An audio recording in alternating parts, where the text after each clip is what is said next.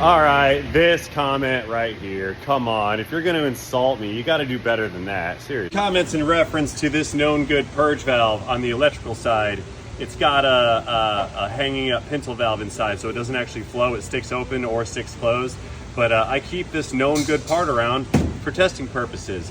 Reference the video down in this video's description, or up here, or at the end screen for the full length feature on where this comment came from right here. But yeah, that's a known good part. Just because I happen to have known good parts sitting around doesn't mean the video's fake. Look, here's a known good PCM for a PT Cruiser. That's a known good radio module for a Jaguar.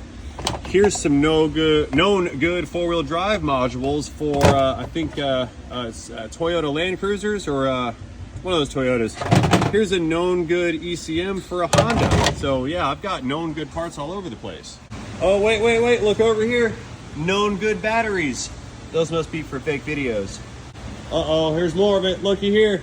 There's known good parts for I think some Mazdas and some GMs. Those are over here on the shelf.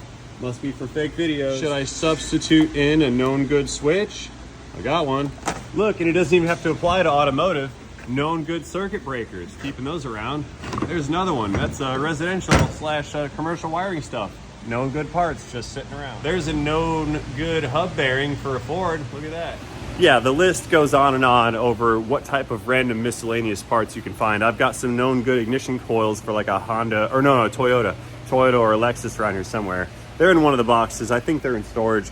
We're not going to dig those out. I got a whole closet full of known good stuff. Now, why would I keep this stuff sitting around, you may ask? And the answer is simple.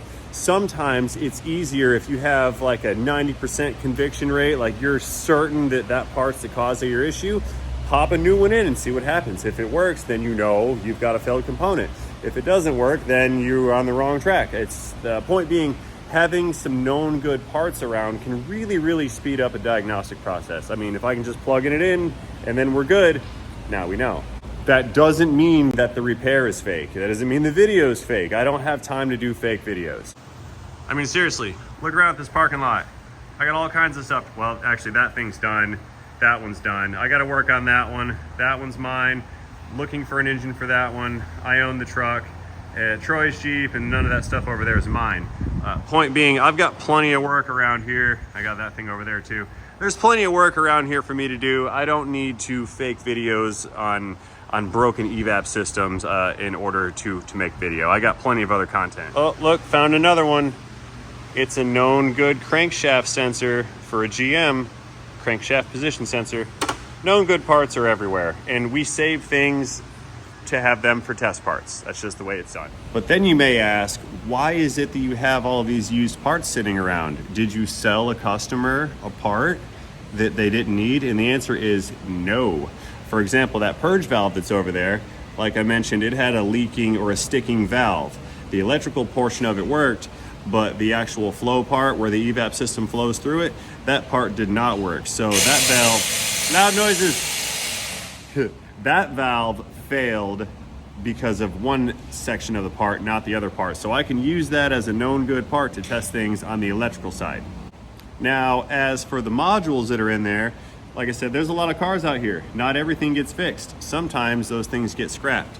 And when they get scrapped, a lot of folks can pull apart the parts that they know are going to be useful in the future. Stuff that's a high failure rate that often has a lengthy diagnostic process, like engine control modules for PT Cruisers. There's no reason to not have a known good ECM for a PT Cruiser sitting around. Same thing with Toyota and Lexus ignition coils. Let's say you have a car that has one that failed, but the other two, let's say it's a V6, the other two are behind the intake manifold. So why spend a bunch of labor to pull the intake manifold off to replace one bad part when the other two have a high failure rate?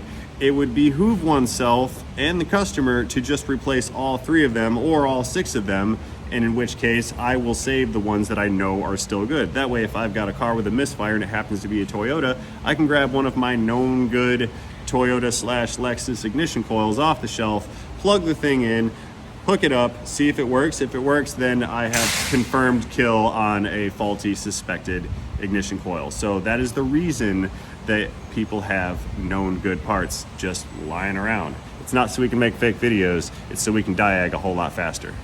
And now you know. Remember, it's better to tell the truth. And that's no lie. Now we know. And knowing is half the battle.